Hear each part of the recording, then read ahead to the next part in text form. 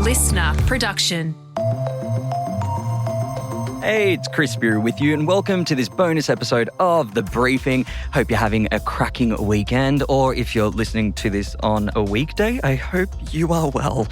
The lineups dropped for Coachella 2026 with Justin Bieber and Sabrina Carpenter among those headlining the music festival, which a lot of people are thrilled about.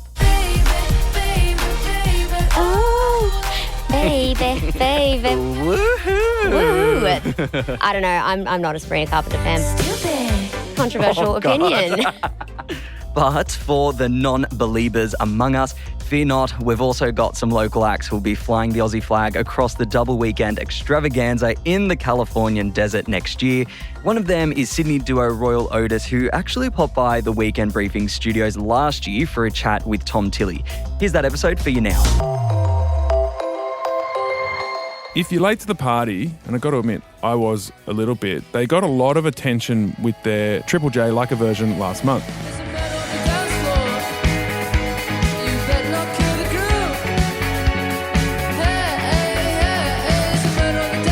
So that's a Sophie Ellis-Bextor hit, Murder on the Dancefloor from 2001. What a time. It was an interesting choice because their sound is often talked about in the context of the 2000s indie guitar pop sound like MGMT, Passion Pit, Empire of the Sun. We'll see how they feel about those references when we get talking. So let's find out who they are, what their story is, what brought them together, and how they're going to stay sane on the big journey that they're kicking off right now. Royel, Maddell, Otis, Pavlovic, thank you so much for joining us on the Weekend Briefing. Thank you for having us, Tom. Yeah, pleasure. That was beautifully in sync, thank you. Almost like a harmony. Yeah, try that again. No, it was perfect. So, yeah, look, as I said, looking from the outside, it does look like you two are in the middle of kind of a perfect storm right now. The band's getting a lot of traction, shows are selling out, internet's liking you. The album is a huge deal. You've got 3 EPs that you've released beforehand, so you've put out a lot of music already and thought carefully about what goes into this album. How do you feel in this moment of the journey? Tired. Yeah, like mixed emotions. Yeah. But yeah, like excited one side, tired in the middle, and then nervous on the other side. I don't think we've had a chance to let any of it sink in just yet. Yeah. I think it's all been too sort of hectic to actually stop and smell the roses, you know? Yeah. Yeah, which is probably like a good thing in a way. Just keep the ball rolling. Keep on rolling, baby. Yeah, it's a funny balance, isn't it? Because on one hand, you'd like to think you could just really soak it up and enjoy it, but I imagine it also comes with a bit of pressure to make the most of the momentum. Definitely. Yeah. Yeah, I feel like you have like a little bit you have successes and then people are like, oh, you should just try to capitalize on your successes. So yeah, it gets you a bit more busy. And then you fall into a habit of once it slows down, then you feel even more anxious, and then you feel like it's going too slow, and then it's all a mental roller coaster. Yeah. Yeah, and I guess that we'll get to that. That's sort of what I was hinting at when I said how you stay sane through all of this, because a lot of people watching musicians who have success then struggle to understand why they end up struggling sometimes. But I think it does go to what you were just saying, that the momentum, you want to capture it when it's on, but then when it's off, it's hard, and it goes through all these cycles. Yeah, definitely. It's weird because there probably is a cliche around musicians or that in that kind of world, people having a hard time sometimes, but you can kind of see it because there's pressure and then there's outside noise and stuff. So yeah, I can definitely. Late nights, early mornings. So as we're talking, you're in the phase of basically getting this live show tight, ready to tour. What's that like? It's been big days. Yeah. It's been good though. We've got a good team with us, and our live band are good mates of ours. So we kind of help each other out. If we know one of us is struggling, then it's let's pick him up. Let's get him going. But it's long days. But I think I hope the show will be good, and it's much more. There's more production work that's gone into these live shows coming up. Feels like a step up. Yeah. I feel like each tour we do, we kind of just go take it a notch above. Yeah, I don't know who's conducting it, but It just it seems seems to be happening. Well, you want to make it better every time, right? Yeah, so exactly. That's where it comes from. And make it like change it and make it more interesting and yeah. Yeah. So let's go into the backstory. You guys came together and formed the band in 2019, so almost 5 years ago. Oh, That's crazy. yeah. Yeah, that's a bit of a shock hearing Yeah, that. yeah. Yeah. Those 5 years went like, Yeah, let's go back a little bit before that. For you, Royel, from what I've read, you were hanging around in New York. What Yeah. was going on for you there? I was hanging around a producer mate of mine who just invited me to go over there and sleep in a studio just on a couch. So I spent 3 months sleeping on a couch where the Strokes recorded the drums for Is This It? Wow. Yeah. And so I was like, that sounds amazing. It wasn't. It was gross. It was a gross time. I was pretty much living off orange juice and samosas, not mimosas. I mean, there's a You wish. bit of both. Yeah. Yeah. And there was also a blackout for, I think it was 2 weeks. And because the studio's underground, I lost a bit of myself that month. Okay, so you're getting invited to come and demo tracks with a friend in New York. That says to me that you've already played a bit of music. You've made some connections. You've got friends. What had you done musically before that? I've just done a bunch of like trying to write for other friends that are in bands and like filling in guitar parts, like, or you know, when someone's can't play a show, I jump in and play guitar. I think I've just been surrounded by friends who have kind of their bands have grown or dropped off or whatever, and just I've been around all that the whole time, like DMAs, Green Buzzard, if you know those guys, all the IOU bands pretty much. Okay, so Sydney scene. Yeah, and Mossy, who is from These New South Wales, and those Okay. guys. I was living with Jamie from These New South Wales as well. Okay, yeah, I've met some of those guys around rehearsal rooms around Sydney. How would you describe that little world you were working around in and playing guitar in around Sydney? Entertaining. It's just like, I think it was nice because you could see other people around in the music industry sort of being more competitive, but that whole crew were just like supporting each other sort of thing, you know. And was it based on the love of a sound? I feel like they all sounded different. DMAs and like most of those guys were in another band called Little Bastard before, and that was completely different sound. And then Mossy was this big, extravagant electronic sound, while same guy in These New South Wales was like an Aussie punk band at the time, like more of a novelty band, but now they've like honed in their passion and skill. Okay, your story, Otis. Let's go back to your story before you guys came together. So the little bit of Googling that I've done on you, you were already doing acting, being musicals as a teenager. Tell us about your childhood, because your last name, Pavlovic, rings a few bells. There's Steve Pavlovic, who founded Modular Records, Carmen Pavlovic, who's big in the musical scene. Are they relos of yours? They are relos, yeah, they are. Yeah, Steve is my uncle and Carmen's my auntie. But yeah, I grew up, I don't know, when I was like 11, I started doing like, just kind of getting into acting because I wanted to save up money I was like a weird kid obsessed with horses. And I was like, I want to buy a horse, and Mum's like, you should save some money. So acting when you're like at that age is kind of the only job you can do. So then I just like joined an agency and went to this like audition for an officer and a gentleman at like a musical. I think it was at ABC Studios or something. Wow. And got it, which was weird. And then That's a big audition at 11. yeah, I know. And then started doing it for a bit, and like I liked it, and so I did that till I was about like 15, and like earned some like money for myself, and then Did you get the horse? never ended up getting the horse. I got a dog instead, which is pretty good. Even all that work, you probably still couldn't afford a house. Yeah, Couldn't afford a horse. Sorry. Exactly, Yeah. man. They're so expensive. Did that till I was about 15, and then finished school, and then just basically wanted to start writing some songs and pursuing music, because that's what I've kind of my main passion. start writing some music. So I recorded a couple of demos and then kind of met Roy like soon after that. Okay. Yeah. So how did you guys meet? Had you known each other as kids, or was there a speed date, or what happened? We have mutual family friends. Yeah. But weirdly, we probably did meet as kids. Or our parents, I reckon, definitely would have. Yeah. When I first met your parents, well, I'd met your parents a bunch of times, but not knowing they were your parents, which was strange.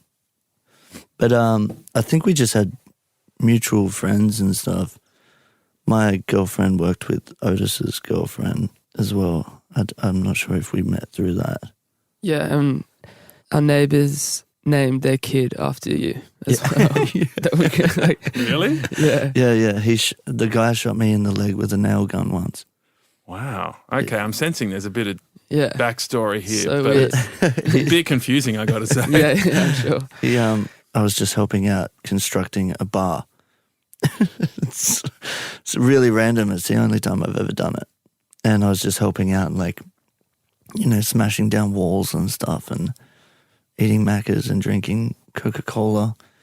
That's pretty much all I was doing. But yeah, this Greg, I think his name was, and he used to just like mess with me, like ask me to do something and I'll be like, yeah, no worries, I'll do it. And then Pretty he would laugh. intimidating guy. Yeah, he's like a big dude. Like. He's like deaf in one ear, so you don't know if he's ignoring you or he's like, yeah, he shot me in the leg with a nail gun, which was like surprisingly not that painful. Wouldn't suggest Did it go in or just skip? No, it went in. I had to pull it out. But wow. Yeah. You're tough. Wouldn't. Very tough. I wouldn't suggest it. Well, because he shot me in the back of the leg with it, and I didn't know what it was. I just felt this sort of hot sting on the back of my leg. And he was laughing. I was like, oh, what was that? And then I felt the nail like just a little bit in my leg. And I was like, what the hell? And him and his apprentice were just laughing. I'm realizing that's bullying in the workplace. But it sounds funny. Tell this story, yeah. And really dangerous. If it's funny, it doesn't matter. Yeah. If it's funny, bully It's away. bullying and it's funny? No, maybe that doesn't work. So this is the guy that named his child after you? Yeah. Okay. Weird. Yeah. So you guys are pretty much married. You've joined together. You've shared each other's first names, not last names. In holy matrimony. And it's working, musically at least, and it seems like you get on as human beings as well. So something good happened when you met. What was it? I don't know. Because I'd seen Roy a few times, like through mutual friends and hanging out, but never really spoke to you. And then we sat down and spoke one night, and then I was like, I was like, I've been writing some music, you want to check it out? And then I think you messaged me like a few days after being we should try to write some music together. Yeah, I was confused when I was listening to it. I was like, which part is Otis? Turns out it was all him. So I was like, right, man, listen to this. Like, obviously ignore my scratchy vocals, but like, what do you reckon of that? And then I think we were just like, then bonded over like mutual taste in music. Okay, so you've been playing in a few different bands, playing around. So when you heard what he was doing, what was it about you that got your ear? I think it was like the vocals and the melody was just like you said before, like sort of really sweet. And I could see like how that would work against guitar parts that I like writing. And stylistically, the way I write guitar needed that sort of sweeter side rather than what I was writing. I think it was just like the naturalness of the melody and the vocals. I was like, this is exactly what I would like to do, but can't with my vocal range. That's beautiful. Thank you.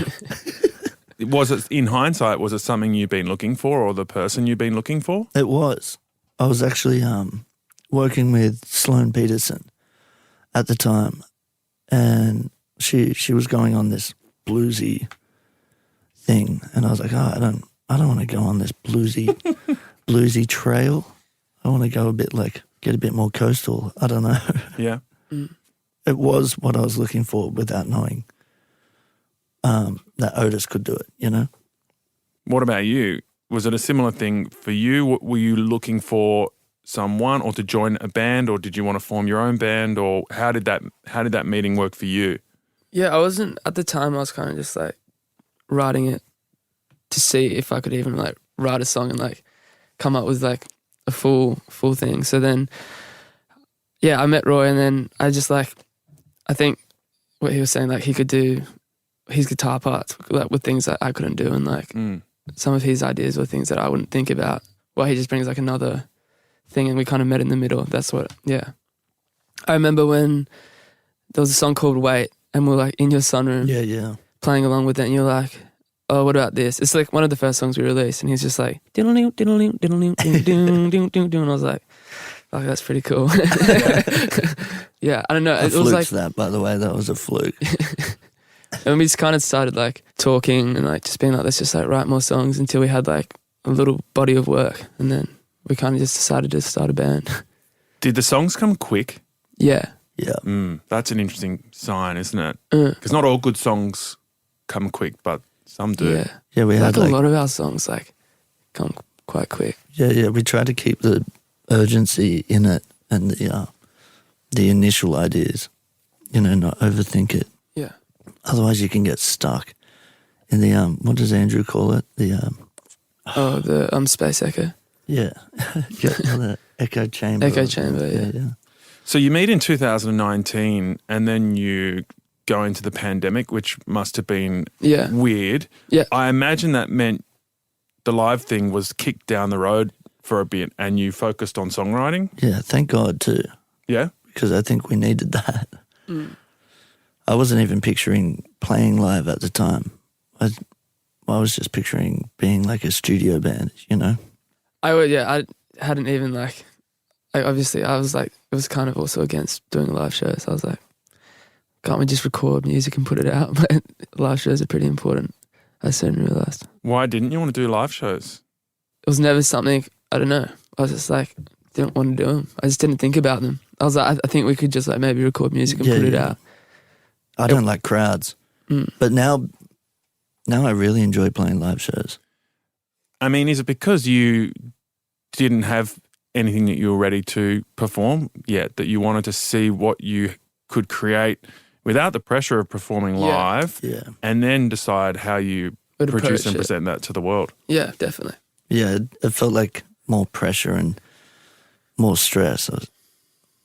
And because it was only the two of us, like how were we going to perform an entire band? And we hadn't like met who's playing in the band now. We hadn't really met them yet. I met Julian Sudak before. It never kind of crossed my mind. And I was like, nah, this drummer's not right. This drummer's not right. But then Jules turned out all right. So you've got him on the drums. He also helped with early demos. What other parts did you put together for that live show? We got Tim Air, who does keys and bass at the same time. Yeah.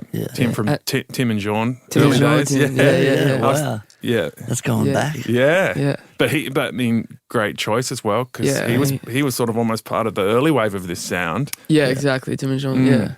No, he's great. He brings another element to the live show. Energy as well. And lots of energy. The guy's psycho. It's the best. All right, it's sounding like a supergroup already. Let's talk about the sound. So some of the stuff that's been written about you is going back to the 2000s, the MGMT, Empire of the Sun, but there's other references in there that I'm hearing, like The Cure from further back, especially the tone of the guitar, which is great, and the vocal as well. There's a bit of a punkish element as well. For someone that has grown up, in a theatre environment as well, acting, the performance is kind of understated, I'd say, compared to that world. I don't really like theatrical performances that much. I can tell. So how do you feel about being sort of connected to that time, the 2000s? Does that sit well with you? Yeah, like I think that our sound comes from like so many different eras, but Oracular Spectacular, MGMT's first album I think is like awesome. Like if we get compared to that, then that's cool. Yeah, it's amazing. Yeah. And Dave Friedman, is that how you pronounce it? I think Friedman. He helped us as well, which was like a dream sort of thing of mine, because I loved that MGMT album. He worked on that? Yeah. Wow. Yeah.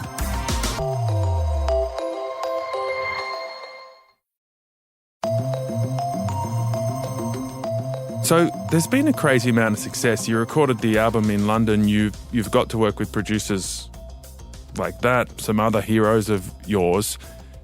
Something started getting some traction somewhere along the line. What happened? How have you been able to do so much in a short time, especially given that 2021 and 2020 were a write-off for the world? I think that's why. I think all these people that might have been unreachable might have been bored, you know? And they just gave us a chance. Our guy Andrew as well somehow got us in connections with people. He sort of connected us. I don't know how he does it, but he does it. Yeah, every time he'd say, do you want me to try get in contact with this person? We'd be like, heck yeah, man. But just thinking, like, it's not going to happen. Like, we're going to end up with the guy with the small studio around the corner. But then he's like, all right, we got a meeting, like, blah, blah, blah. And then we're sitting in the room with them, highly intimidated and struggling to get through. Why do you think they took the meeting with you? Maybe they might have needed money. I have no idea. They may have seen the potential. They might have liked the sound? Yeah, they might Probably have liked the not. sound. We got along with them as well. I think that's important, to get along with who you work with. What do you think some of those big turning points were that have you got you to this point where things are going so well? I don't think it comes down to like a certain point. I feel like it's just like just keeping, as I said before, just keeping the ball rolling, and then things just pop up along the way. And like, oh yeah, but it hasn't really felt like there's been like a one certain thing, except maybe the lack of version recently. Was that a big moment for you guys? Yeah. Well, well, on social media, I guess. For a lot of people, that meant like we came out of nowhere sort of thing. But we've been nonstop since 2019. Yeah, that whole thing in the studio every day. Yeah, pretty much since. It's weird that people go like, you see like comments, people saying like, oh, artists these days don't create their own music. It's like, well, it's a Triple J like a version cover. Like that's what you're meant to do. Like it's literally a cover. Whole point of the thing. Like I'm terrified of comments these days. I just don't even want to open the app. It's a bad scene. But did that give some people the impression that you had come out of nowhere? Yeah, probably, a lot of people. Yeah. But 3 EPs speak for themselves, right? Exactly. 3 EPs and an album, and we got a lot of songs coming still too. All in like 5 years, I think that's a fair bit of work. It is, yeah. The Leica version is an interesting cultural phenomenon. It's become almost more famous than Triple J itself. Yeah. And I know from playing in a band, it's one of the most prized promotional opportunities. It's probably especially in the more independent world, the most prized promotional opportunity in Australia, but also recognised around the world. Like big bands play it because they know it does big things on the internet when it's done right. Yeah. And it just sort of somehow needs the right ingredients to work. Yeah. So I know that you chose Sophie Ellis-Bextor because it was in Saltburn, the movie. Was it that simple, or was there more to the choice? Because there is an interesting stylistic crossover. Like it's coming out of that sort of pop house late 90s kind of sound, but it does have that prominent guitar riff, which is a great crossover for you, Roy. Yeah. But it also has the dreamy vocal, which works for you, but you brought really your own thing to that. So what went into that choice? We talked about doing it in July last year with Mads, who's here with us now today. Record label or manager? Manager. We were throwing ideas out and like throwing out all these like Kylie Minogue ideas and stuff. And I think it was Mads who was like, you should do Murder on the Dance Floor. And then we were like, yeah, that sounds sick. Like keep thinking of that. But it wasn't really relevant at the time, I think. And then it was the day before. We had an hour left of a rehearsal, and because we never really wanted to do any covers, even though like doing like a version was kind of always like growing up. You'd be like, what would you do if you had the chance to do it? But nothing was really sticking. And then, an hour left to go. And we were just like, we'll give it a try. It sounds like that'll be like a good idea to do. And we sort of just jammed it for that hour. And then we were panicking the next day thinking it was going to be horrible. And it just, I don't know, if we somehow managed to pull ourselves together enough to get together. Why is that sounding weird? Together enough. Sounds right. Sounds like poetry to me. Yeah. Together enough to do it, and Wow. So it wasn't feeling good. You just pulled it. Well, it was feeling better than everything else we were trying. We tried a few songs the day before. So you probably didn't expect it to go so well. Absolutely not. I was freaking out. Yeah. I felt like I was expecting the worst. Yeah. Really? A little bit, yeah. Some people Although when brutal. we were doing it, people are always going to be brutal. That's what I've learned. Yeah. But on the internet. Yeah, on the internet, keyboard warriors. But God bless them. They need help though. We all need help, you know? That's good empathy. I like it.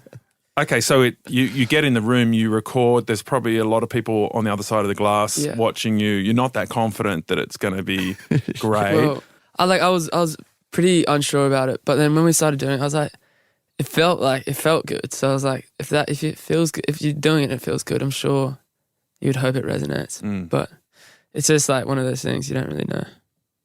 So what's it done for you? I think it reached a lot more people than who may not have heard our music or wouldn't have heard our music unless we did it, you know. That comes back to the part where so many people now think we came out of nowhere, you know, got more of a global sort of voice, I guess. Okay, so we touched on it at the start, like the pressure of succeeding and how you deal with that and the balancing act between enjoying the moment, smelling the roses, so to speak, and capitalizing on the hard work and good fortune that you've had. And I imagine, you know, Roy, you've been around a lot of friends in bands. Otis, you've even got family members that understand show business. Are people guiding you on how to handle the pressure of these moments? Are there warnings about what happens to duos and creative partnerships or things you're doing to try and make it last or head off any things, you know, before they arrive, or you just play music? Not really. I mean, people have tips for touring, but I also think, you know, everyone's experience is different. So let's just, we'll see how we do it and how we'll deal with it. Yeah. I don't know who in my life I would trust to me too. To guide you on that. To the give any people I have guidance. that have seen this side of the world, I don't know if I. You'd rather do it fresh? Yeah. What are you most looking forward to about like the American dates, Europe? Which gig are you most looking forward to out of all of them? I mean, there's a lot. Also, just seeing the world, even though we don't really get a chance to. It sounds way more romantic than what it is touring. Like you see the inside of a Sprinter van more than you see the rolling hills of Scotland. But you're in the Virgin Lounge a lot, aren't you, when you're touring a band in Australia? Yeah. But, you haven't made it to Qantas yet. yeah. Exactly. It's true. All the other struggling musos, but they're pretty still stoked to have the lounge access. It's fun. Yeah, it's not the combi van up the East Coast anymore. It's like for a lot of bands, it's long weekends of Jetstar flights or Virgin flights. Yeah. Especially Australia because it's so big. Like driving would just be so hectic. Especially, playing night after night. I think one of the legs we have 9 shows in a row. Is that right? And then 1 day off. Wow. Yeah, and there's like a 7-hour drive between 2 of them. You know, it's gnarly, but we have lots of laughs. Lots of laughs in the van.